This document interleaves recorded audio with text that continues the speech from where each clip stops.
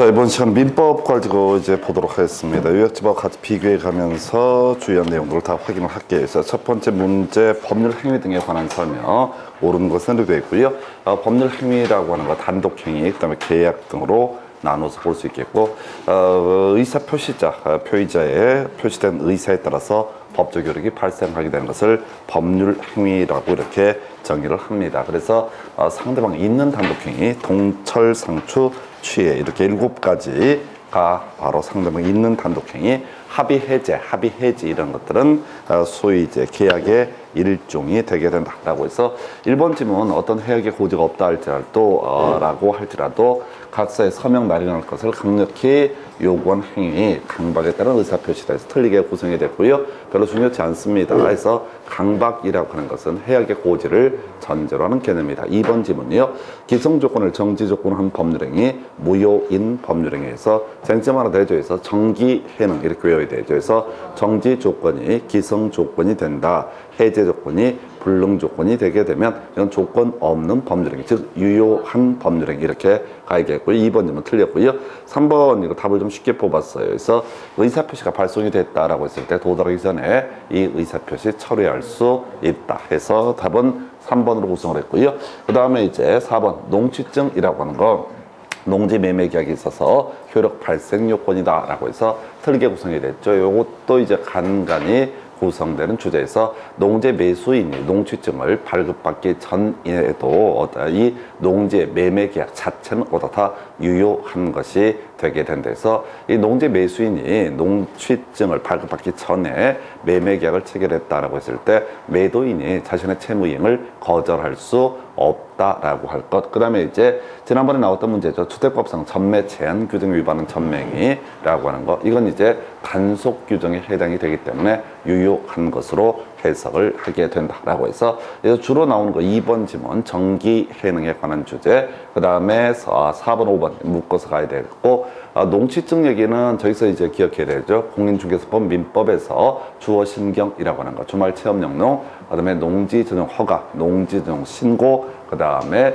경매 이때 농취증이 필요하다 해서 답은 3번 좀 쉽게 구성을 했고요. 그 다음 주제 가서 확인을 해 보도록 하겠습니다. 그래서 무효 취소 등에 관한 설명, 틀린 것은 이렇게 되어 있고요. 무효 얘기할 때는 항상 기억할 게, 문제 자체에서 이제 항상 기억을 할 게, 무효인 법률 행위에 대해서 추인을 하게 되면 장래에 대해서 그때부터 유효한 법률 행위가 된다 해서 어떤 법률 행위가 무효다 그러면 아무런 법적 효력이 발생하지 않는다. 근데 무효임을 알고 인정하겠다라는 추인을 하게 되면 그때부터 새로운 법률 행위를 한 것으로 본다 해서 장래효와 가는 관점이 되겠고요. 1번 무권리자가 갑의 권리를 자기 이름으로 처분했을 때 갑이 그 처분을 추인하게 되면 처분 행위 효력이 갑에게 미친다라고 해서 옳은 표현. 그래서 자, 갑소의 물건을 을이 팔아버렸다라고 했을 때 이거 무효입니다. 자, 매매 계약 자체는 유효가 되게 될 텐데 최소한 본인에 대해서, 갑에 대해서는 어떤 법적 효력도 발생하지 않는다. 근데 갑이 무효임을 알고 추인을 하게 되면 그때부터 새로운 법률 행위를 한 것으로 본다 해서 1번 질문 옳은 표현. 2번 통정한 허위 의사표시에서 추인하게 되면 처음부터 새로운 법률 행위를 한 것으로 본다 해서 맨날 짜고 치는 고스톱이죠. 그래서 자, 추인하게 되면 그때부터 장래에 대해서 어떻다 유효한 법률 행위가 된다. 그래서 이때는 처음부터라는 얘기 또는 법률 행위를 한때 이런 것들은 다 틀린 표현 이렇게 구성을 하게 됩니다. 그래서 답은 2번 구성을 했고요. 그래서 무효인 법률 행위 추인은 장래에 대해서 유효한 것이 되게 된다라고 할 것. 3번 법정 대리인, 자, 이 사람 취소의 원인이 소멸되기 전에도 추인할 수 있다 해서 좀 이따 이제 정리해 드리겠고, 네 번째 제한 능력을 이유로 법률 행위가 취소가 됐을 때 선의 제3자랄지라도 보호받지 못한다 해서 옳은 표현에서 제한 능력을 원인으로 법률 행위 취소가 됐을 때 출제 포인트 다른 거 다 빼버리고 선의 제3자라고 할지라도 보호를 받을 수가 없다. 이건 제한 능력들을 폭넓게 보호하기 위해서 규정을 하고 있는 것이고, 취소권 추3한시일에 갔었죠. 그래서 취소권은 추인할 수 있는 날부터 3년, 법령기일 한 날부터 10년 내 행사가 이루어져야 된다. 이걸 우리가 제척기간이라고 얘기를 하게 됩니다. 해서 이 쟁점들 몇 가지 한번 체크를 해볼까요? 우리 요약집 가지고 법령기 파트를 이제 가서 보게 되면은, 자, 우리 취소권 얘기하고 무효 얘기 두 가지를 쟁점을 삼게 될 겁니다. 그래서 먼저 여러분 자료 60페이지 가서 무효인 법률 행위의 추인이라고 하는 개념이 나와 있습니다. 해서 자, 보통 이제 이 문제 구성할 때는 무효 취소 등에 관한 설명, 이렇게 이제 문제에서 무효라는 말이 나오게 되면 무조건 뭘 생각해야 돼? 추인이라는 개념이 거의 루틴처럼 출제가 되게 됩니다. 그래서 자, 추인할 수 있는 무효 해서 통정의 표시, 그 다음에 시험에 내기 어려운 게 비진의 의사 표시 중에서 상대방이 알았거나 알 수 있었을 때 취소할 수 있는 범죄는 취소가 됐을 때 이렇게 가는데, 시험 문제 구성을 할 때는 대부분이 통정한 허위의 의사 표시, 요것만 가지고 주요 쟁점을 삼습니다. 그래서 통정의 표시라고 하는 거 추인할 수 있다. 그다음에 자기 계약이라든가 쌍방 대리, 대리인이 자, 본인과 대리인 사이에 본인의 승낙을 받지 않고 계약을 체결하는 것을 자기 계약, 또 일정한 쌍방 대리도 원래 무효가 될 텐데 이거 추인하게 되면 나중에 새롭게 법률행위를 한 것으로 본다. 이렇게 봐야겠고요. 장래요. 자, 새로운 법률행위를 한 것으로 본다. 이게 출제 포인트야. 처음부터 또는 법률행위 한 때부터라고 해서 틀리게 이제 구성이 되게 될 테고요.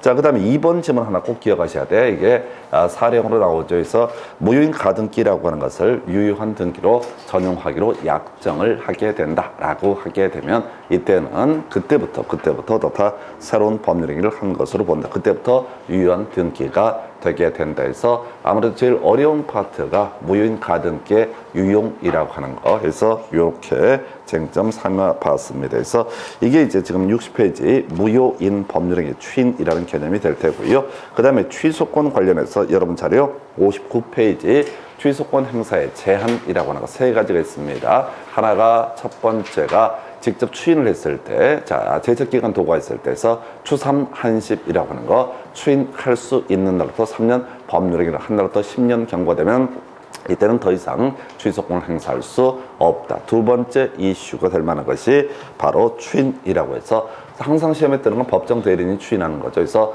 법정 대리인의 경우에는 취소의 원인이 소멸되기 전에도 다 추인할 수 있다. 그래서 일반적으로 사기 강박에 따라서 착오에 따라서 제한 능력자가 법률행위를 취소하고자 할 때, 그 사람이 스스로 취소를 하고자 할 때는 이 취소의 원인이 소멸된 다음에 바로 추인할 수 있다. 근데 그건 안 나오고 법정 대리인의 추인은 취소의 원인이 소멸되기 전에 추인하더라도 무방하다라고 이렇게 봐야겠고요. 하나 더, 자, 제일 어려운 패턴이죠. 법정 추인이라고 하는 거. 포인트는 취소권자가 취소할 수 있는 사람이 이 법률 행위가 유효임을 전제로 일정한 행위를 하게 되면 이때는 어떻다? 바로 추인한 것으로 본다라고 하는 거. 그래서 법정 추인 파트에서는 사례형 문제 구성할 때 취소권자가 일정한 행위를 하게 되면 어떻다? 추인한 것으로 본다라고 하는 거. 그 계약이 유효함을 전제로 일정한 행위를 하게 되면 추인한 것으로 본다 해서 이렇게 해서 자, 설명드렸고요. 답은 2번 해서 무효인 법률행위 추인이라고 하는 거 장래효라는 개념이 되게 됩니다. 그 다음 문제 가서 확인을 해보겠습니다.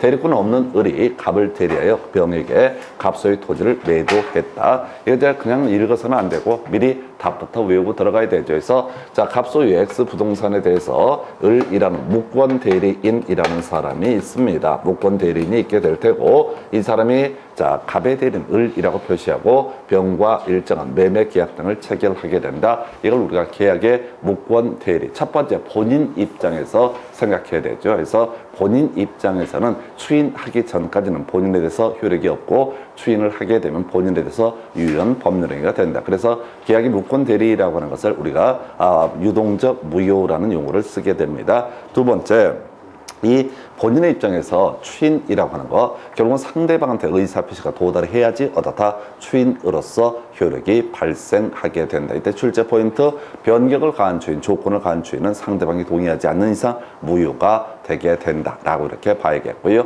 자, 상대방의 입장에서 생각을 해봐야 되죠. 상대방 최고 할 수 있었고요. 출제 포인트, 선의였을 때만 어떻다? 처회 할 수 있다. 세 번째 이슈, 무권 대리인 관련해서 면책 사유. 자, 애초에 무권 대리인이라는 사실을 병이라는 사람, 상대방이 알았거나 알 수 있을 때, 또 하나 무권 대리인이 제한 능력자가 됐을 때, 이때 이 둘 중에 하나에 걸리면 면책 사유가 된다. 즉, 상대방의 입장에서는 무권 대리인에 대해서 계약 이행 책임 또는 손해배상 책임을 물을 수가 없다라고 이렇게 전제를 삼죠. 그래서 1번 가보겠습니다. 자, 갑의 추인이라고 하는 거, 무권 대리인이 있음을 알고 추인해야지 그 효과가 갑에게 귀속된다. 옳은 표현. 병이 동의하지 않는 이상 갑은 병에 대해서 변경을 가한 추인을 할 수가 없다. 옳은 표현. 자, 갑의 추인 후 병은 갑이 소유권 이전 기를 해주지 않게 되면 을에게 계약을 해지할 수 있다 해서 요 틀렸죠. 해서 자, 지금 해제권, 자, 우리가 대리 행위 등에 있어서는 항상 누구가 본인과 상대방의 문제로 해석을 해야 된다 해서 갑이 취소를 하거나 해제를 하거나 이러고 싶을 땐 누구한테? 병한테 해야 되고, 병이 취소를 하거나 해제를 하고 싶으면 누구한테? 갑에게 해제를 하고 취소를 해야 된다라고 할 것. 다만 갑이 취소권을 행사함에 있어서 그런 거 있었죠. 이 대리인이 제한 능력을 이유로 해서 그 법률 행위를 취소할 수는 없다라고 하는 거. 요렇게 이제 해서 답은 3번이었고요. 그 다음에 이제 끄트머리 계약 이행이나 손해배상을 청구할 수 없다. 알 수 있었다면 면책 사유가 되게 됩니다. 그 외에 자, 을이 갑을 단독 상속했다. 아버지 부동산 몰래 팔아쳐먹다. 아버지 돌아가셨습니다. 자, 그랬을 때 자, 을은 원래 상속을 받게 되면 추인권, 추인 거절권을 모두 승계하게 될 텐데 다만 본인의 지위에서 추인 거절권을 행사한 것은 허용되지 않는다 해서 이 문제 답은 3번으로 정리를 합니다. 그래서 계약의 무권대리 또 한번 정리하고 가겠습니다. 계약의 무권대리라고 해서 여러분 요약집 기준으로 살펴보시게 될 것이 자, 62페이지부터 나와 있어요. 해서 62페이지 가서 보시게 되면은 자, 하단부에 자, 본인 입장에서 추인이라고 하는 거에서 자, 본인은 자, 무권 대리인, 상대방은 승계인 등에 대해서 추인권을 행사할 수 있다. 자, 두 번째, 자, 조건, 변경을 가한 추인은 상대방이 동의하지 않게 되면 효력이 없다. 요거 이제 출제 포인트가 될 테고, 자, 또 하나의 이슈, 추인하게 되면 어떻다? 소급해서 유효가 되게 된다. 앞에서 우리가 무효인 법률 행위 추인은 그때부터 어떻다? 장래에서 유효한 것이 될 것인데 비해서 바로 계약이 무권 대리에서 추인 등은 당연히 소급표로 해석을 하게 된다. 자, 추인 거절도 상대방이 승계인 무권 대리인 등한테 할 수 있는데 종국적으로 상대방 등에게 어떻다? 도달해야지 추인 또는 추인 거절로서 효력이 발생하게 된다. 상대방 최고할 수 있습니다. 선의, 악이 불문하고 최고할 수 있다. 그러나 철회라고 하는 것은 선의였을 때만 철회할 수 있다. 면책 사유라고 해서 알았거나 할 수 있었을 때 이 얘기하고요. 또 하나가 제한 능력자 있을 때 무권 대리인이 이때는 어떻다? 바로 그 사람에게 계약 이행 책임 또는 손해배상을 청구할 수 없다라고 해서 이 정도가 계약의 무권 대리. 다 하려고 하지 마시고요. 몇 개만 계속 뼈대를 잡고 가실 것 해서 답은 3번. 그 다음 문제 가서 확인을 해보겠습니다. 자, 대리 등에 관한 설명 틀린 것을 고르시오라고 해서 본인의 허락이 없는 자기 계약이라고 할지라도 본인 추인하게 되면 유효한 대리행위가 될 수가 있다라고 하는 거. 아까 우리가 이제 무효인 법률행위 추인 등에 대해서 보았고요. 자, 2번 대리인이 본인을 위한 것임을 표시하지 않았을 때 이때는 표현 대리가 성립하지 않는다. 표현 대리 기본 법리 가시겠습니다. 자, 무권 대리가 전제가 돼야 됩니다. 플러스 무권 대리 플러스 두 번째 추인 거절이라고 하는 거. 이게 전제가 됐을 때 이때 이제 본인에 대해서 책임을 묻게 되는 것을 가리켜서 뭐라 부른다? 표현 대리라고 부르게 된다. 이렇게 전제하죠. 그래서 다시 추인 거절 플러스 자, 그 다음에 무권 대리 플러스 추인 거절이 있음에도 불구하고 본인에게 법적 책임을 물을 수 있는 것. 이걸 가리켜서 뭐라고 그런다? 바로 이것을 표현 대리라고 부르게 된다. 그래서 무권 대리가 아니게 되면 이때는 소위 이제 표현 대리 문제가 성립할 여지가 없다. 그래서 본인을 위한 것임을 표시하지 않았다라고 하면 이것은 자기, 즉 대리인을 위한 행위이기 때문에 무권 대리가 아니다. 그래서 표현 대리 법리가 적용되지 않는다. 그 외에도 무효인 법률행위도 표현 대리에 관한 법리가 적용되지 아니할 것이다라고 이렇게 보게 됩니다. 그래서 맞고요. 자, 3번 대리인이 자기를 이익을 위한 배임적 의사 표시를 했고 상대방도 이를 안 경우 본인은 대리인에 대해서 책임이 없다라고 해서 이걸 이제 어디서 나왔던 얘기야? 비진의 의사 표시에 의해서 다시 한번 기억을 해 주실 거 해서 여러분 자료 몇 페이지 비진인 의사표시라고 해서 자 58페이지 가서 먼저 또 스크린 하겠습니다. 비진인 의사표시라고 하는 거 자 일단 지금까지 우리 시험 문제에서는 일괄 사직의 의사표시 이게 뭐가 된다? 비진인 의사표시. 두 번째 이슈 비진인 의사표시라고 전제가 되고 상대방이 알았거나 알 수 있어서 무효가 됐을 때 선의 제3자라고 하는 사람 보호받을 수 있다. 이렇게 이제 가야 될 텐데 문제는 그거 있었죠. 선의 제3자의 범주에 포함되지 자 다시 그렇게 봐야겠고 그 다음에 이제 알았거나 알 수 있었을 때 본인에 대해서는 효력이 발생하지 않고요. 그 다음에 대리인이 대리권을 남용했다라는 사실을 상대방이 알았거나 알 수 있었을 때 본인에 대해서는 어떻다? 책임을 물을 수가 없다. 이게 이제 대리권 남용에 관한 주제가 되겠습니다. 해서 그 정도까지 해서 자 이렇게 세 가지 이슈 보셨고요. 관련한 질문 3번 질문 설명드렸습니다. 자 제한 능력자인 대리인이 법정 대리인 동의 없이 대리 행위를 하더라도 본인은 그 대리 행위를 취소할 수 없다 해서 제한 능력자가 대리인이 되게 되면 본인이 됐든 또는 이제 누가 법정 대리인이 됐든 간에 취소할 수 없다라고 할 것. 그 다음에 이제 답은 5번이었다. 겁나 쉬웠었죠. 소멸이라고 하는 거. 사성파 이렇게 갔었죠. 사망, 성년 후견 개시, 파산, 선고 이렇게 세 가지 걸리게 되면 어떻다? 대리권, 복대리권 소멸하게 된다 해서 자 요것도 이제 되게 자주 지금 7년 동안 2번인가 3번 답을 뽑았던 주제 중에 하나가 되게 되죠. 그래서 이 대리 관련해서 지금 이제 사성파 얘기가 어디에 나와 있냐면은 자 지금 여러분 자료 자 61페이지 가서 한번 보겠습니다. 그래서 자 대리권의 범주라고 하는 것부터 먼저 가볼까요? 자, 요 근래 나왔던, 작년에 나왔던 문제였죠. 그래서 법정 대리인, 아이들의 엄마, 아빠가 이제 법정 대리인이 될 테고, 대리권을 수여받게 되면 그걸 우리가 임의 대리인이라고 부르게 된다. 그래서 임의 대리인이라고 하는 거, 본인의 승낙이 있거나 불가피한 사유가 있을 때 한해서 복대리인 선임을 할 수가 있게 될 테고요. 이 복대리인을 선임하는 행위는 대리인가 아니다. 이런 것들도 공부하셨습니다. 대리인은 갑의 대리인, 을 이런 식으로 표시하는 데 비해서 복대리인을 선임하는 것은 을이 그냥 병을 복대리인 선임하는 거니까 이건 대리 행위가 아니다. 이런 개념이 있었고요. 작년 시험 문제 답이 됐던 것이 이렇게 임의 대리인이 복 대리인을 선임했을 때 선임하고 끝나는 것이 아니라 선임 감독에 대한 일정한 책임을 지게 된다라고 하는 거. 깔아주는 지문 중에 하나가 바로 보조능이 대리권한의 정함이 없는 임의 대리인, 보조능이 이용 계량이 할 수 있고요. 그 다음에 이제 답 아니지만 매번 사례 문제에서 도배하는 것이 계약 체결 대리권이라고 하는 거. 자, 계약금, 중도금, 잔금을 받을 권리 인정됐었고요. 그 다음에 이제 대금 지급기를 연계줄 권한 포함됐었고요. 이에 대응해서 뭐는 바로 해제권은 포함되지 않는다. 이런 것들을 설명드렸고요. 대리권은 소멸사유 사성파라고 하는 거. 자, 대리권의 소멸사유 사성파라고 하는 거에서 물론 사망은 안 나옵니다. 너무 쉽기 때문에 해서 성년 후견 개시하고요. 그 다음에 파산 선고 요거 가지고 구성을 하고 있다. 그 정도까지 보겠습니다. 그래서 답은 5번으로 구성을 했었고요. 그 다음 주제 가서 확인해 보겠습니다. 무효가 아닌 것은 자 스톱 이런 문제 나오게 되면 항상 취소할 수 있는 법률 행위하고 또는 유효인 법률 행위 요걸 찾아보는 게 문제 보면서 느끼셔야 돼요. 그래서 문제 보면 대충 답의 윤곽이 나오는 거예요. 아까 무효와 취소 등에 관한 설명이다. 그러면 대부분 문제가 무효인 법률 행위의 추인을 가지고 출제 포인트를 삼게 될 것이고요. 자, 그래서 1번 보겠습니다. 통정하여 해서 더 이상 볼 것도 없지. 통정한 허위 의사표시 무효 이렇게 가게 됩니다. 처음부터 보험사고를 가정하여 보험사기 103조 위반 불륜관계 운운하게 되면 이거 뭐야? 103조 위반의 문제가 될 테고요.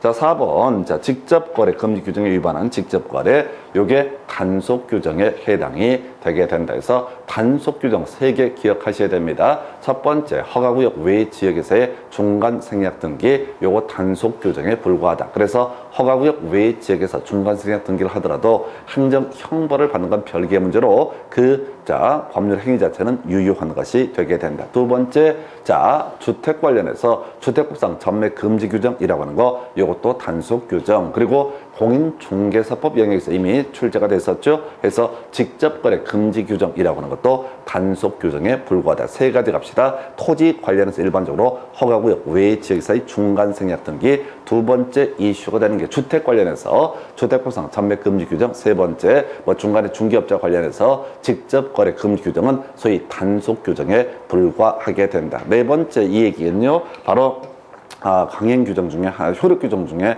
하나가 되는 거죠. 그래서 자, 잊어버릴 만큼 튀어나오는 것들, 관할 관청의 허가 없이 한 학교법인의 기본 재산의 처분에서, 자, 우리가 이제 재단 법인에 있어서 기본 재산이라는 개념이 있다고 그랬었고요. 요거는 장관의 허가가 있어야 어떻다 팔아먹을 수가 있다. 그러면 제가 예를 들었던 게 박근혜 전 대통령 관련 사건에서 K재단, 미르 K스포츠재단 이런 것들 할 때 거기서 이제 기본 재산의 영역을 800억 중에서 80억인가 요것만 기본 재산 두고 나머지를 다 처분 가능한 재산으로 분류해가지고 이제 처벌받게 되는 원인 중에 하나가 됩니다. 그래서 기본 재산이라고 하는 건 어떻다 함부로 처분할 수가 없게 된다. 이런 식의 논리 구조에서 요건 이제 매번 나오는데 답은 아니에요. 효력 규정의 일부가 되게 된다. 그래서 이거 할 때 세 가지 외우셔야 단속 규정 3개. 자, 그 법 위반돼도 유효하게 인정되는 게 허가구역 외 지역에서의 중간 생략 등기. 요거 무효하자. 이건 단속 규정. 그 다음에 주택보상 전매 금지 규정 단속 규정. 그리고 세 번째 지금 직접거래 금지 규정은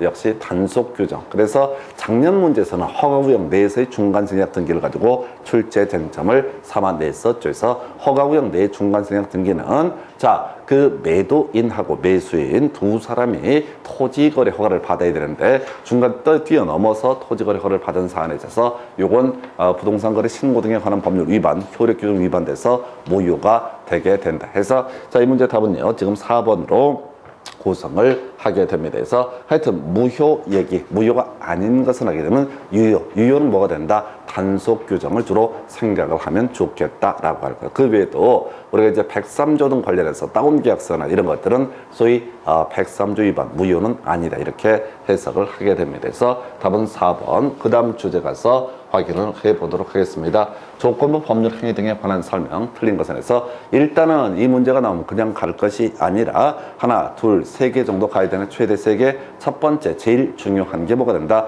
정기 해능이라고 하는 것이 첫 번째 이슈. 정기 해능은 조건 없는 법률 행위가 되게 된다라고 하는 거, 즉 유효인 법률 행위다 이렇게 봐야겠고요. 제일 중요한 게 그와 이어서 두 번째 좀 어려운 것인데 조건이 성취되게 되면 장래돼서 효력이 발생하게 될 텐데 정지 조건 같으면은 법률 행위로서 효력이 발생하게 될 테고 해제 조건 같으면 법률 행위로서 효력이 소멸하게 된다. 원칙적으로 다 장래효라고 하는 거 예외적으로 소급효 인정할 수 있다라고 할 거. 그 외에 이 조건부 권리 등도 처분 등을 할 수가 있다. 한 대략 3가지 정도가 주요 이슈가 되게 됩니다. 기한은요 참고적으로 별로 중요치 않습니다. 그래서 해제 조건 법률 행위에서 해제 조건이 이미 성취가 된 것인데 무효이다. 모르지 우리는. 우리가 하는 것은 정기 해능, 정지 조건이 기성 조건이면 조건 없는 법률 행위, 해제 조건이 불능 조건, 성취가 불가능한 것이다 라고 하는 어로다 조건 없는 법률 행위. 그러니까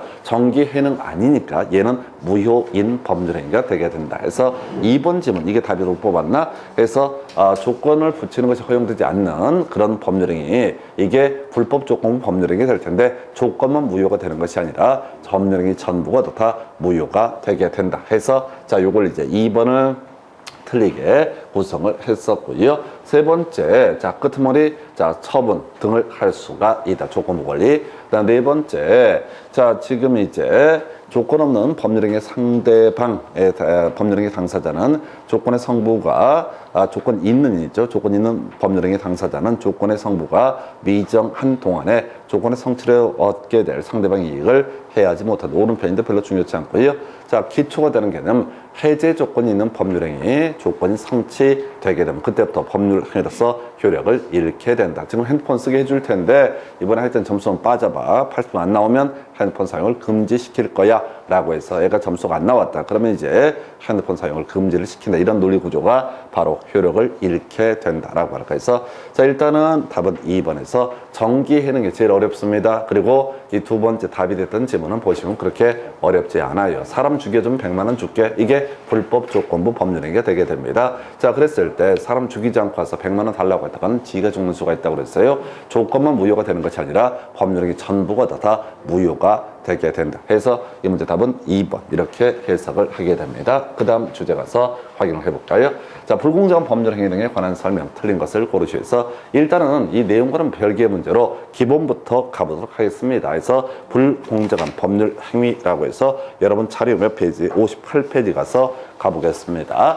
자, 어떤 법률행위가 민법 104조 불공정한 법률행위에 걸려서 무효가 된다라고 하는 거 이렇게 해석을 하게 되죠. 그래서 궁박 플러스 현전 불균형, 그 다음에 무경험 경솔 플러스 현전 불균형 하게 되면 어떻다? 이것이 불공정한 법률행위가 된다. 해서 자, 먼저 궁박의 정의, 심리적 원인에는 궁박도 포함을 하게 될 테고 대리 행위에 있어서는 본인을 기준으로 궁박 여부를 판단하게 된다. 두 가지 있었습니다. 해서 궁박 심리적 원인 그리고 본인을 기준으로 본심 이런 식으로 이제 외웠던 바가 있었고요. 현전 불균형 객관적 가치의 불균형을 의미하게 될 것이다. 이에 비해서 무경험 경솔이라고 하는 것은 자, 이렇게 갔었죠. 자, 무경험이라고 하는 것은 정의를 갖고 나오는데 자, 일반적 거래 경험 부족을 가리켜서 무경험이라고 부르게 될 테고 무경험 경솔이라고 하는 대리 행위에 있어서는 대리인을 기준으로 판단을 하게 된다라고 하는 거 이렇게 설명드렸었고요.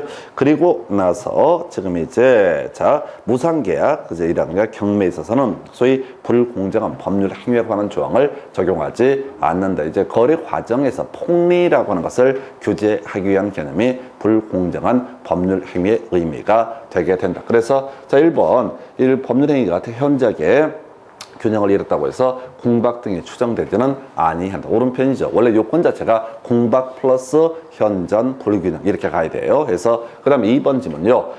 불공정한 법률행위에 대해서 무효행위 전환의 법리가 적용될 수 있다. 오른편인데 하나도 안 중요해요. 민법 138조 얘기인데 의미 없고요. 3번 무경험자 일반적 거래 경험, 거래 일반의 경험 부족을 말한다. 오른편. 4번 지문 경매는 어떻다? 적용되지 않는다. 그럼 다 몇 번이야? 5번 이렇게 가게 됩니다. 그래서 자, 이게 이제 아직 안 나온 주제입니다. 아직은 안 나온 불공정한 법률행위에서 다 판례를 찾아보면 나올 거 다 나왔는데 유일하게 내지 않은 것이 바로 폭리행위라고 하는데 이제 불공정한 법률행위 싸게 뭐 엄청 1억짜리 물건을 3천만 원에 상대방이 급한 사정을 악용을 해서 3천에 산다라고 했을 때 이 사람이 상대방의 그 곤궁한 처지 등을 이용을 하겠다는 악의가 전제가 돼야만이 어떻다? 이게 불공정한 법률행위가 성립하게 된다. 예를 들어서 어떤 물건, 갑이 소유하고 있는 물건이 1억짜리야, 1억짜리. 그런데 이것을 이제 을이 만약에 1억짜리 불과한데 얘가 형편이 너무 어려워. 지금 난리가 났어. 죽게 생겼어. 그래서 야 3천이라 좀 사달라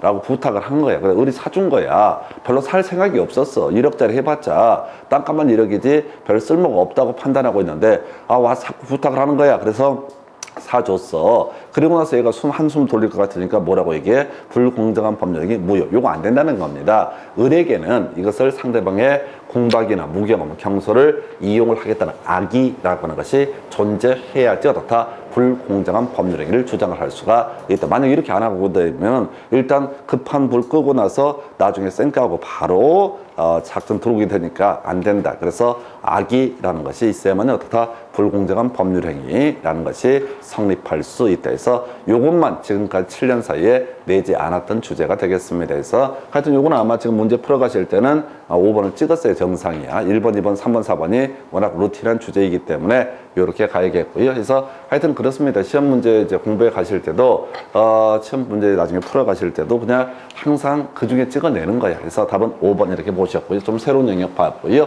그 다음에 이제 검토 드릴 주제. 자, 법률행위 등에 관한 내용 서로 잘못 제약지어진 것에 대해서 자, 소유권의 포기라고 하는 거 상대방 없는 단독행위에서 자, 요거 오른편 되겠죠. 그래서 자, 이 물권의 포기라고 하는 거, 물권의 포기는 포기의 의사표시에 등기까지 있어야 어떻다? 그 효력이 발생한다. 우리 등기법 할 때는 같이 연계가 되는데 가볼까요? 자, 갑이라는 사람이 60%의 지분을 가지고 있고 을이 40%의 지분을 가지고 있다. 갑이 자신의 지분권을 포기하겠다라는 의사표시를 하게 된다. 을한테 넘겨주겠다 이런 얘기입니다. 증여일을 한다는 게 아니라 자신의 지분권 자체를 포기하겠다. 그럼 공유에 있어서 지분권 포기가 있게 되면 나머지 잔존 공유자에게 이게 귀속이 지분 비율로 귀속이 되게 될 텐데 실질적으로는 뭐라고요? 지분 이전 등기까지 이루어져야만이 어떻다? 물권 포기의 효력이 발생하게 된다. 자, 근데 요거는 대응해서 기억을 하실 것이 분묘기주권의 포기라고 하는 거, 분묘기주권이라고 하는 것은 그렇게 돼 있었죠.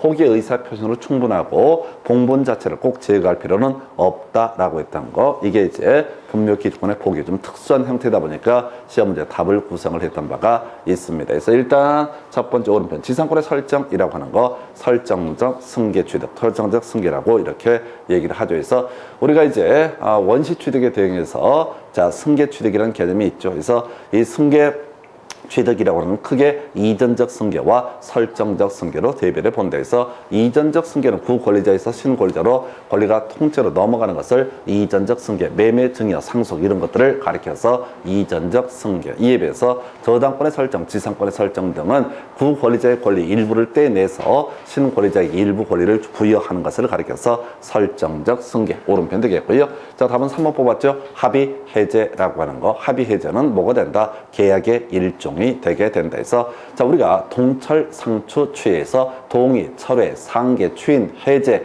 그 다음에 취소, 해지 뭐 이런 것들 이런 것들이 뭐가 된다? 상대방 있는 단독행위가 되게 될 것이다 라고 해서 자, 요거 한번 체크를 한번 해볼까요? 그래서 답은 일단은 자, 3번이 되게 될 테고요. 자, 매매 일방예약, 채권 계약의 일종이 된다. 뒤에서 매매 일방예약 할 때 설명드리겠고 5번은 뭔 소리인지 모르겠고요. 넘어가시면 되겠고 그래서 여러분 요약집 가지고 한번 체크를 해볼게. 65페이지 자, 밑에 법률 행위의 분류라는 주제 나와 있습니다. 법률 행위의 분류라고 하는 건 나와 있어요. 그래서 먼저 의사표시 수에 따라서 단독행위와 계약으로 대별을 해보게 된다. 그래서 단독행위, 상대방 없는 단독행위, 물권의 포기라는 개념이 있었고요. 상대방이 있는 단독행위라고 하는 거 뭐가 있어요? 동철, 상초, 취해. 그래서 줄줄 꿰셔야 돼. 동의, 철회, 상계, 추인, 취소, 해제, 해지라고 하는 7가지가 상대방 있는 단독행위다. 이렇게 봐야 될 테고요. 그리고 요거랑 이제 해제, 해지랑 착각을 유도하는 것이 합의, 해제, 합의, 해지. 그래서 원래 해제나 해지 파트, 계약법 파트에서 논의하겠지만 해제나 해지에서는 나중에 손해배상 문제가 발생할 여지가 있다. 그러나 합의 해제, 합의 해지에 있어서는 원상 회복이나 손해배상의 문제가 발생하지 않는다. 그래서 최근 문제에서 거의 도배다 하다시피 했던 문제가 적어 있었지 합의 해제나 합의 해제를 했을 때 이자를 지급할 필요가 없다라고 하는 거. 원상 계약금 받았으면 원래 돌려줄 때 이자까지 쳐줘야 되는데 합의 해제, 합의 해제가 되면 어떻다? 이것은 자, 해제나 해지가 아니기 때문에 이때는 손해배상의 문제가 원상 회복의 문제 발생하지 않는다. 그래서 합의 해제, 합의 해제는 계약의 일종이 된다. 그 외에 자, 이행의 문제 발생 여부까지 미리 정리 한번 해볼까요?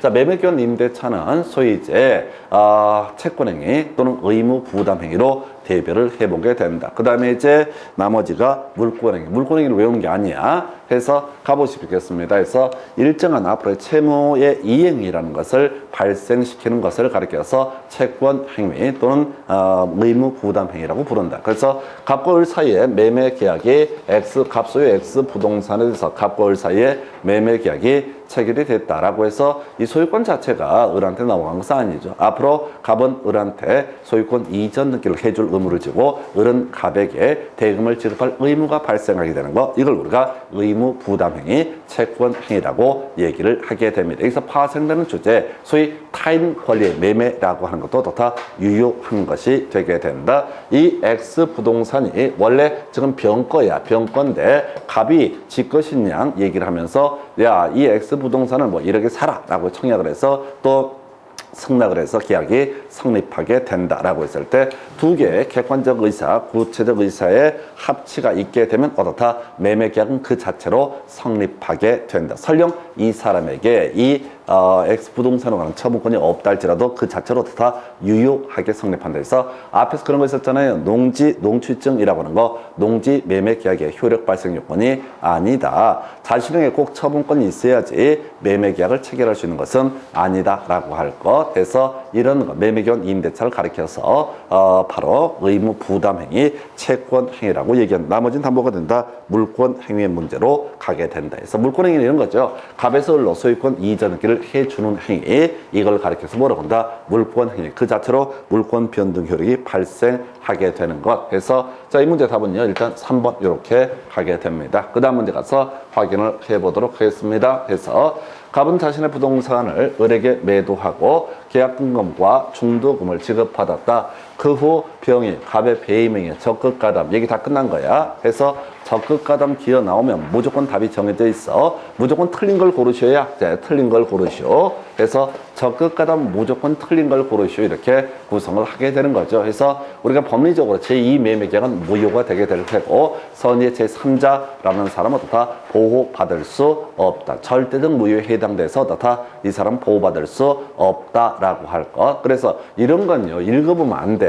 뭐 좀 내용 알 것 같으니까 재미삼아서 읽어보시면 큰일 납니다. 시간 낭비야. 해서 이중 매매 적극가담 나오게 되면 무조건 닥치고 틀린 걸 고르시오. 유효 취득한다 찾아보셔야 돼. 유효하고 뭐야? 취득한다를 찾아보셔야 돼. 그래서 어디 있어? 유효 이런 표현 나와 있죠. 그래서 답 몇 번? 5번 이렇게 가는 거야. 이건 절대 읽으면 안 돼. 이거는 문제를 억수로 꼴 뿐이고 실질적으로 답은 항상 똑같아. 자, 요거 답 한번 체크해 드리겠습니다. 여러분 자료 요약집 가지고 이중 매매 적극가담, 이런 문제는 진짜 대박이지. 여러분 자료 58페이지 가서 보시게 되면 제일 위에 이중 매매 적극가담 나와 있죠. 하여튼 이중 매매가 나오면 무조건 적극가담이 나와야 돼. 이중 매매가 나오면 적극가담이 안 나와버리면 이건 문제 가치가 없는 거야. 이중 매매 요약집 몇 페이지? 58페이지. 적극가담 이중매매 나와 있잖아요. 그럼 이제 의미는 제2 매매계약은 무효가 되게 된다. 선의 제3자 보호받지 못한다. 설명하면 이런 식이지. 갑이라고 하는 매도인이 을한테 첫 번째 매매계약을 체결한다. 자, 그런 상태에서 등기 안 넘겨주고 그 다음에 병한테 뭘 한다고요?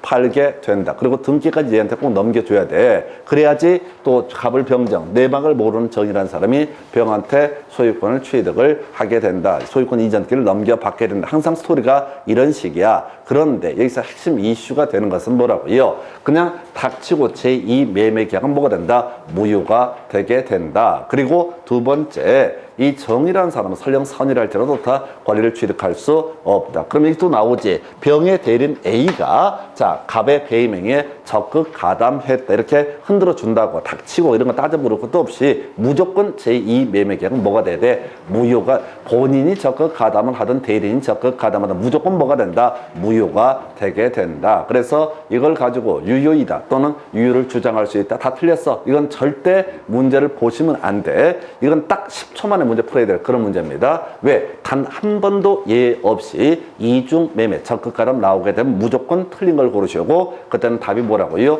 바로 유효라든가 또는 또 하나가 뭐라고요? 취득한다. 딱 둘 중에 하나를 갖고 트릭을 쓰게 돼 있다고. 아주 답이 정해져 있어. 근데 이걸 자꾸 읽어보시거든. 읽어보시면 절대 안 돼. 중간 내용을 알아도 모른 척하고 넘어가야 돼. 이중매매 적극가담 나오게 되면 무조건 뭐가 된다? 다음 중 틀린 걸 고르시오. 유효. 두 번째가 취득한다. 딱 요 두 개만 가셔야 돼. 절대 지금 문제 풀어보셔서 아시겠지만 시간이 더을 게 없어요. 시간이 없기 때문에 최선을 다하는 게 중요한 게 아니라 답이 다 정해져 있다. 그래서 답은 5번. 이건 설명도 안 드려요. 그래서 그 다음 문제 가서 살펴보겠습니다. 차고에 관한 설명 틀린 것을 고르시오. 읽지 마. 자, 일단 차고 파트 뒤지겠던 게 유의해 들어가면 어떻다? 취소할 수 있다. 유의해 들어가면 어떻다? 취소할 수 있다. 그래서 차고에 따른 의사표시 얘기 나올 때는 유의해 바로 들어가야 되죠. 자, 사기 강박까지 묶어서 보게 되면 대리인의 사기 강박 들어가면 어떻다? 취소할 수 있다. 그래서 사기 강박 차고 다 묶어서 차고하고 사기 강박 묶어서 이렇게 외웠었잖아. 유희 아니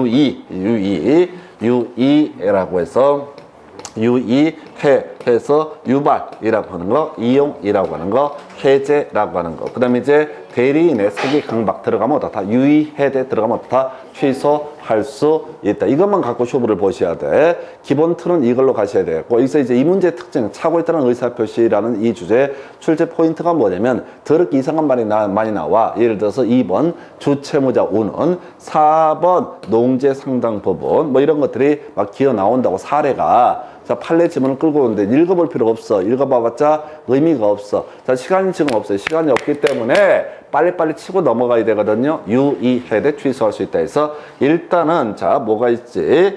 자, 지금 자, 1번 지문 당사자가 착오를 이유로 의사표시를 취소하지 않기로 약정을 했을 때 이때는 취소할 수 없다. 좀 이따 설명드릴 주제 중요 쟁점이고요.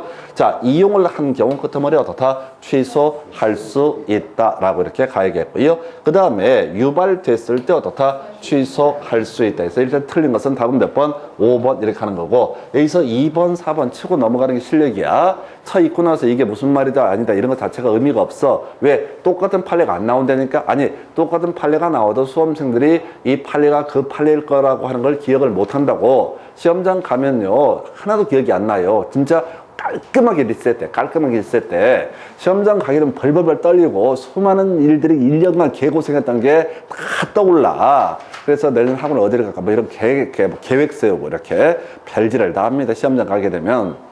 핵심 이슈는 뭐냐면 점수가 나와야 되고, 점수가 나오려면 읽어서 해결될 문제는 아니에요. 지금 봐봐요. 이런 얘기들도 수십 번 지금 한 10번씩 넘게 들었어. 들을 때마다 너무 쉽다고 생각해. 그러나 문제를 풀 때마다 벌벌벌 떨리기 시작하면서 하나로 실수를 안 해요. 그러니까 그게 꼬이는 거예요. 그래서 일단은 2번, 4번 쳐야 되고요. 유의해대 취소할 수 있다. 그 다음에 새롭게 나온 문제 유형. 자, 당사자가 착오를 이유로 의사표시를 취소하지 않기로 약정을 했을 때 이때는 더 이상 취소할 수 없다. 이건 어떤 의미냐면 이런 식입니다. 갑소유 X 부동산에 대해서 을이라는 사람과 매매 계약을 체결하게 된다 해서, 자, 우리가 이제 원래 착오를 이유로 의사표시 취소하기 위해서는 법률의 중요 부분에 착오가 있어야 될 테고요. 그 사람에게 중과실이 없을 때 착오를 이유로 다 취소할 수 있다. 자, 이 현재 부동산 시가가 5천만 원짜리야. 근데 을이 와서 얘기를 하는 거야. 이거 나한테 이렇게 팔아라. 이렇게 팔아라. 그래서 값은 좋아. 근데 법을 좀 배웠거든. 이 자식이 나중에 지금 개발이 된다는 정보를 주워 듣고 와서 개수작하고 있는 거야. 그럼 내가 옳다구나 싶어서 이렇게 팔았다가는 까딱 잘못하면 얘가 뭘 주장할 수 있다? 바로 착오를 이유로 한 의사표시의 취소를 나중에 주장을 한다고. 난 개발되는 줄 알았었는데 중요 부분에 착오였다. 그리고 내 잘못이 아니라 예를 들어서 담당 공무원이 개구라를 쳤다라든가 등등등. 근데 얘는 알고 있단 말이야. 이게 아니라는 것을. 그랬을 때 굳이 와서 사려는데 5천만 원 내가 팔겠다 이럴 수는 없잖아. 1억을 주겠다는데 좋아. 1억이면 내가 팔긴 파는데 단 나중에 개소리 하지만 착오를 이유로 의사표시 취소 안 할 거야. 취소 못해. 너 약속해. 그렇게까지 되게 되면 나중에 샀다 하십시다. 그래서 이 개발 계획이 개뻥이라는 게 들통이 나서 이게 땅값이 안 올라. 그랬을 때 이 사람이 뭐야? 착오를 이유로 의사표시를 취소하려고 할 테니까 그걸 막기 위해서 미리 어떻다고요? 착오를 이유로 의사표시를 취소할 수 없기로 하는 이런 특약을 넣게 되면 더 이상 착오를 이유로 의사표시를 취소할 수 없다. 요 얘기예요. 그래서 일단 좀 새로운 유형의 문제고요. 일단 기본은 뭐라고요? 유의해. 다시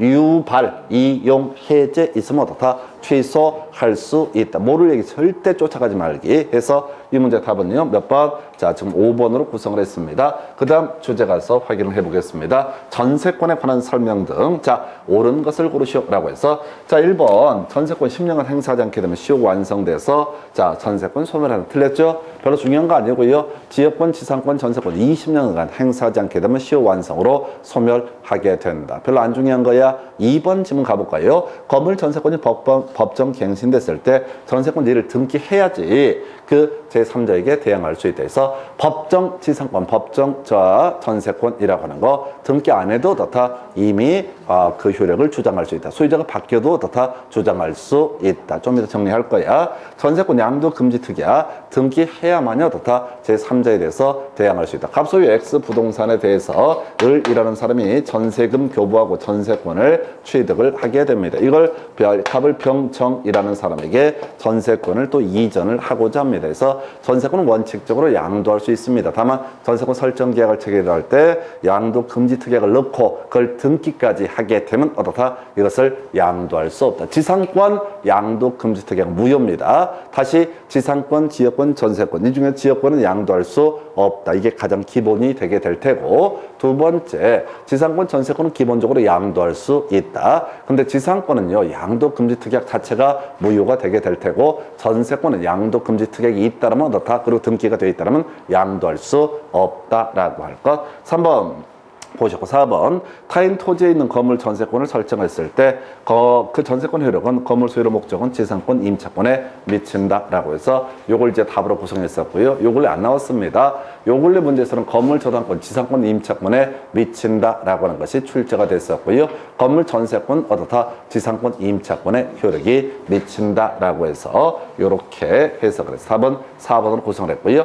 자, 상린관계에 관한 규정 준용되지 아니한다 해서 자, 당연히 준용이 되게 됩니다. 그래서 자, 상린관계 얘기부터 간단하게 좀 보시고 전세권 정리를 해드리도록 하겠습니다. 여러분 요약집 기준으로 몇 페이지 가서 보시게 되냐면은 자, 상린관계 얘기부터 간단하게 스크린을 해볼까요? 해서 자, 72페이지 가서 보면 상린관계 또 외우도록 하겠습니다. 주의 토지 통행권 72페이지 하단부 주의 토지 통행권이라는 개념 나와 있죠. 더 편리한 경우는 인정되지 않았었고요. 자, 그 다음에 자, 출제 이슈가 됐던 것이 장래 토지 형상을 고려할 필요는 없다라고 하는 거. 이게 마지막 주제였었고 그 전에 나왔었고 앞으로 내면 제일 유력한 문제가 자, 토지 분할로 무상의 주의 토지 통행권을 가지게 된 사람이 나중에 뭘 하게 되면은 이것을 이제 새로운 소유자에게 양도하게 되면 양수인은 유상의 주의 토지 통행권을 갖는 거지 무상의 주의 토지 통행권을 갖는 것은 아니다. 두 번째 담장 설치 청구권이라고 하는 거. 청구권 자, 담장 설치를 청구할 수 있다.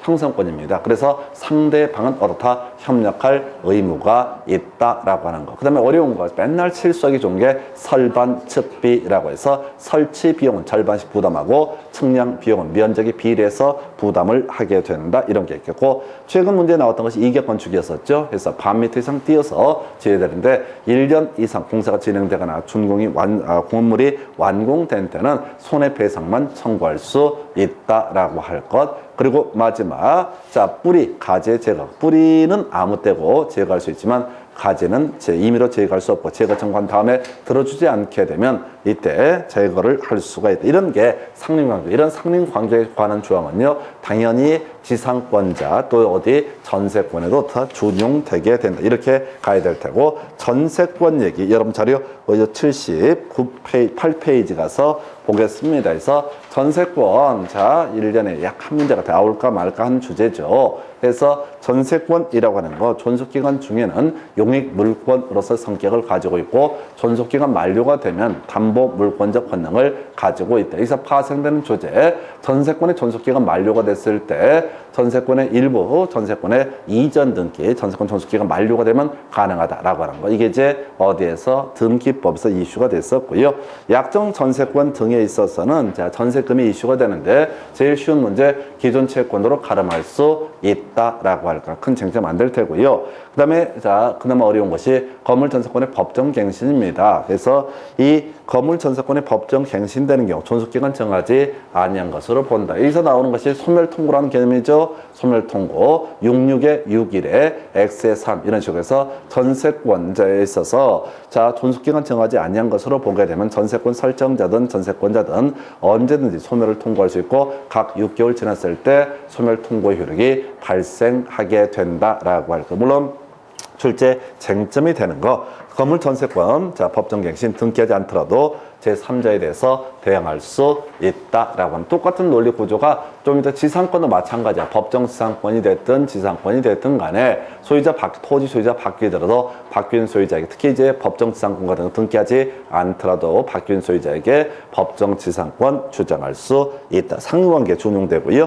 그 다음에 이제 건물 전세권 관련해서 자, 뒤에 지상권 임차권에 미친다. 나와 있죠? 이게 이제 아직은 안 나왔어요. 건물 전세권 어떻다? 지상권, 임차권에 미친다. 설명 간단히 드릴게요. 자, 어떤 토지에 대해서 갑소유의 X 토지에 대해서 을이라는 사람이 지상권을 가지고 여기다 건물, Y 건물을 신축을 하게 된다. 그래서 Y 건물에 대해서 갑을 병이라는 사람에게 전세권을 설정을 해주게 된다. 그럼 병이라고 하는 건물 전세권자, 당연히 지상권도 같이 활용을 할 수가 있다. 이게 이제 건물 전세권 어떻다? 지상권에 미친다라는 의미. 지난번에 나왔던 문제가 이런 거 있었죠. 그래서 건물 저당권이 한번 나왔었어. 건물 저당권이라고 하는 것이 나왔어. 그래서 병이 이 건물에 대해서 저당권을 가지고 있다. 그럼 건물 저당권이라고 하는 거, 자, 건물 존립을 목적으로 하는 지상권 등의 그 효력이 미친다라고 해서 요 쟁점을 가지고 출제 쟁점 삼고 있죠. 특히 이제 저당권의 효력이라고 하는 것은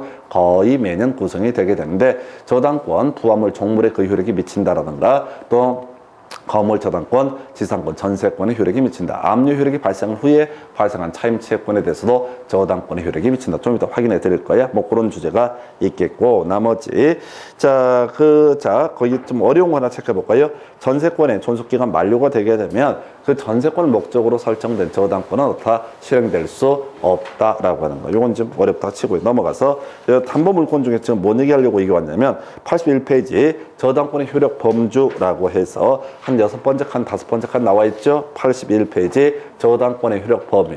무조건 한 문제 나온다고 계산하셔야 될 게 저당권의 효력 범주. 자, 그래서 저당권의 요약집 81페이지 저당권의 효력 범위라고 해서 부합물 종물에 어떻다? 이 저당권의 효력이 미치게 된다. 그 다음에 이제 건물 저당권이라고 하는 경우에는 지상권, 임차권에 어떻다? 그 효력이 미치게 된다. 제일 어려웠던 것이 압류 효력이 발생한 후에 발생한 차임채권에 대해서도 어떻다? 저당권의 효력이 미친다. 다만 저당권의 효력, 부합물 종물에 미친다라는 조항은 임의 규정이기 때문에 이것을 배제하는 특약이 있게 되면 그 특약이 우선 적용되고, 따라서 이때는 저당권의 효력이 부합물 종물에 미치지 않는다. 그래서 이 저당권의 효력 얘기는 그렇게 가셔야 돼. 경매에서 저당권 실행돼서 낙찰받은 사람이 어디까지 먹을 수가 있게 될 것이냐. 토지를 낙찰받았다. 그러면 부합물이 있으면 어떻다? 부합물까지 소유권을 취득한다. 건물을 낙찰받았다. 건물에 부합물이 있으면 당연히 특약이 없는 한 당연히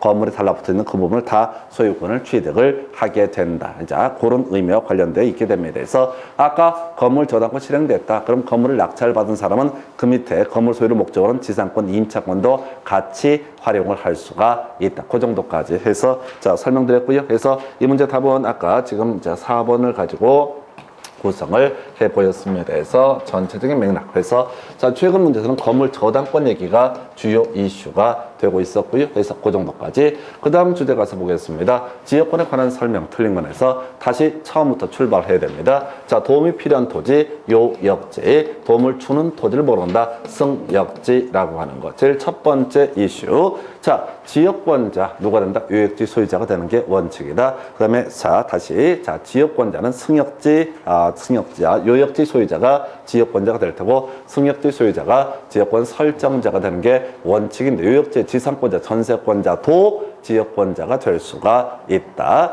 자, 그 다음에 승역제, 지상권자, 전세권자도 지역권 설정자가 될 수가 있다. 뭐 이런 식으로 이제 논의가 됐던 바가 있었죠. 그래서 자, 요 내용은 한번 보면서 가볼까요? 지역권에서 78페이지 가서 한번 보겠습니다. 해서 78페이지 가서 자, 검토해 보게 되면 지역권, 약정 지역권이라고 해서 지역권이라고 하는 거 설정계약, 설정 등기 등이 있어야지 성립하게 될 텐데, 요역지 소유자가 기본적으로 지역권자가 될 테고, 승역지 소유자가 자, 지역권 설정자가 된다. 근데 이제 시험 문제에서는 좀 어렵게 되려고 요역지 지상권자, 전세권자도 지역권자가 될 수 있고, 승역지 지상권자, 전세권자도 지역권 설정자가 될 수 있다. 그 다음에 이제 요역지는 한 필 토지 전부여야 되지만 승역지는 한 필 토지의 일부일 수 있다. 그림을 외워버려야 돼. 승역지 일부에 대해서 어떻다? 지역권을 설정을 할 수가 있다. 그래서 전체 통으로 외우면 헷갈리니까 요역지 신경 쓰지 말고 승역제는 어떻다? 한필 토지의 일부일 수 있다. 자, 공유에 있어서는 함께 취득하고 어떻다? 함께 소멸하게 된다라고 하는 거 있었고요. 지역권의 시효 취득 똑같은 논리 구조야. 등기만 안 한 상태에서 20년이 지나버렸다. 자, 계속되고 표현된 지역권이다. 그러면 지역권자가 될 자격이 있는 이 사람이 등기 청권 행사에서 등기가 이루어지게 되면 지역권의 시효 취득이라는 것이 가능하게 될 것이다 라고 이렇게 보겠고요. 그때 역시 똑같은 이슈로 자, 요역지의 지상권자, 전세권자 이런 사람도 바로 시효 취득을 할 수가 있다. 왜? 바로 요역제 지상권자, 전세권자도 뭐가 됐으니까 지역권자가 될 수가 있었다. 그래서 20여 년 전에 바로 지역권 설정 계약까지 체결하고 등기만 안 해놓은 상태에서 이에 대해서 토지 불법 점유자 시효 취득은 인정되지 않게 될 테고요. 소멸, 공유에 있어서는 동시에 소멸을 하게 된다. 이렇게 설명을 드렸습니다. 그리고 지역권자에게는 반환 청구권 인정되지 않았었고요. 양도 안 됐었고요. 자, 두 가지 요일과 승역지 소유자 관련해서 하나가 뭐야? 비용 분담이라고 하는 것이 있었고요. 승역지 소유자 면할 수 있다. 위기를 통해서 어떻다? 자신의 채무를 면할 수 있다. 불안하고 힘들어도 주어서로 끊어서 읽는 훈련 필요하십니다. 그래서 1번, 자, 승역지 한필 토지 일부일 수 있다. 오른편. 2번, 지역권은 자, 요역지와 분리해서 양도할 수 없다. 오른편이죠? 지역권은 양도할 수 없다고 그랬습니다. 승역제 지상권을 대상으로 지역권을 설정할 수는 없다. 이걸 틀렸죠? 승역제 지상권자도 다 지역권 설정자가 될 수가 있다. 답은 3번으로 구성했고요. 자, 그래서 지역권이라는 거 함께 취득하고 함께 소멸을 하게 될 것이다 라는 지문이 4번이고요. 5번 지문 승역지 소유자 끄트머리 면할 수 있다. 이 요역지 소유자에게 소유권을 넘겨서 자신의 수리 의무를 면할 수 있다 해서 답은 3번으로 구성을 했던 사례. 그 다음 문제 가서 보겠습니다. 자, 점유자 회복자의 관계 등에 관한 설명 틀린 것. 자, 요것도 미리 답 외우고 들어가야 되죠. 그래서 자, 점유자 회복자 점유권 파트에서 논의하는 건데요. 여러분 자료로는 70페이지 가서 다시 또 뼈대 외워보겠습니다. 선의의 점유자 과실 수취권을 가지게 된다라고 하는 거. 악의 점유자 과실 수취권 없으니까 사용이익 반환해야 되는데 악의 점유자 자신의 과실 잘못 없이 과실을 수취하지 못한 경우 그 대가를 보상하지 않아도 된다. 그 다음에 이제 비용상환청권 선의액이 공통적으로 인정이 되게 되는데 불문하고 인정되는데 자, 이 비용상환청권 관련해서 선의의 점유자 아까 과실 수취권을 갖기 때문에 통상의 필요비 상환 청구할 수 없다. 유익비에서 두 가지 이슈죠. 가액이 증가가 현존했을 때 유익비 그리고 유익비 상환 청구에 대해서 상대방은 상환기간 허위를 법원에 청구할 수 있다. 여기서 파생되는 주제 만약에 법원의 상환기간 허위를 주장하게 되면 인정을 해주게 되면 이들은 유치권 주장할 수 없다. 이런 얘기와 같이 연계가 되게 될 테고요. 그 다음에 이제 점유물이 멸실 훼손이 됐을 때 선의의 자주 점유자만 현존이익 한도고 나머지는 손해 전부를 어떻다? 배상해야 된다 해서 선의의 자주 점유자만 뭐가 된다? 현존 이익 한도에서 가보겠습니다. 1번. 자, 끄트머리 소유의 의사가 없는 선의의 점유자 손해 전부를 배상해야 된다 해서 오른편. 그래서 다시 갑시다. 손해 전부 이 앞에 뭐만 없으면 돼. 선의의 자주 점유자만 없으면 오른편 되는 거죠. 그래서 1번 오른편. 2번 지문요. 필요비 또는 유익비의 상환을 청구할 수 있다. 그래서 오른편 되겠고요. 큰 의미는 없습니다. 그래서 지금 점유권에 있어서 이런 비용 상환 청구는 언제 행사할 수 있을 것이냐라고 하는 거. 이거 언제냐면요. 반환 청구를 받거나 회복자에게 반환하는 그 시점에서 반환 청구 등을 할 수 있다. 별로 안중에 제일 낯선 지문이 될 테고 안중이니까 낯섭니다. 3번 지문요. 선의의 점유자가 얻은 건물의 사용이익은 과실에 중해서 취급한다 해서 자, 이때 과실 수권을 가지고 있으니까 돌려줄 필요가 없다. 이 얘기고요. 그 다음에 점유자가 방해 예방 또는 손해배상의 담보를 청구할 수 있다. 오른편이고요. 자, 답은 5번이 되나요? 악의 점유자 그의 잘못 없이 과실을 수취하지 못한 때 그 대가를 보상해야 된다 해서 답은 5번으로 구성을 하게 된다 해서 악의 점유자 과실 수취권은 없기 때문에 건물의 사용이익 등은 원래 반환해야 되는데 자기의 잘못 없이 과실을 수취하지 못했을 때 이때는 보상하지 않아도 된다. 답은 5번. 그 다음 문제 점유권 관련한 문제 하나 보겠습니다. 그래서 그 다음 문제가 아까 점유권이 나와